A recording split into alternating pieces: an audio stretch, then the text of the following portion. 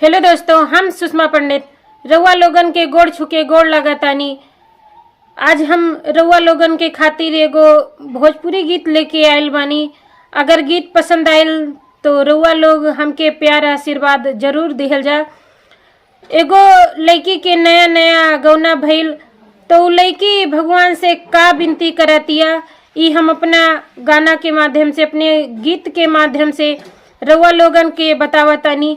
तो रउआ लोग गीत सुनी जा। आज पहिला मिलनवा मिलल सजनी के सजनवा, आज पहिला मिलनवा मिलल सजनी के सजनवा, तो हमरे अंग अंग गुलाब मियन खिलल बदनवा।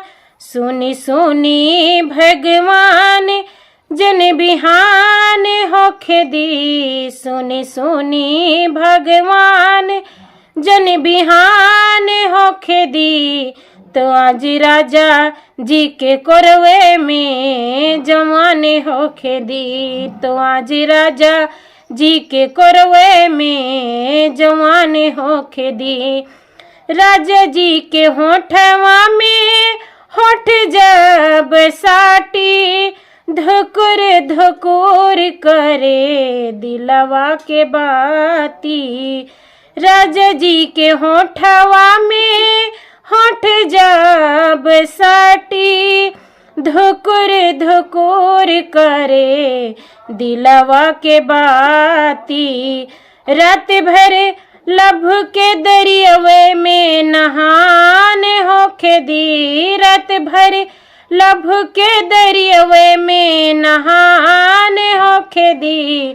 तो आज राजा जी के कोरवे में जवान होखे दी, तो आज राजा जी के कोरवे में जवान होखे दी। सुनी सुनी भगवान जन बिहान होखे दी, सुनी सुनी भगवान जन बिहान होखे दी। तो आज राजा जी के कोरवे में जवान होखे दी, तो आज राजा जी के कोरवे में जवान होखे दी।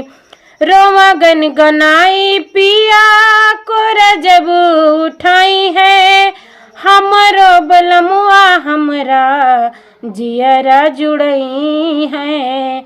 रोवा गन गनाई पिया कोरा जब उठाई है, हमरो बलमुआ हमरा जियरा जुड़ई है। तो रात भर लभ के दरियावे में नहान होखे दी, रात भर लभ के दरियावे में नहान होखे दी। तो आज राजा जी के कोरवे में जवान होखे दी, तो आज राजा जी के कोरवे में जवान होखे दी। सुनी सुनी भगवान जन बिहान होखे दी, सुनी सुनी भगवान जन बिहान होखे दी। तो आज राजा जी के कोरवे में जवान होखे दी, तो आज राजा जी के कोरवे में जवान होखे दी। बहुत बहुत धन्यवाद फुल वीडियो देखने के लिए।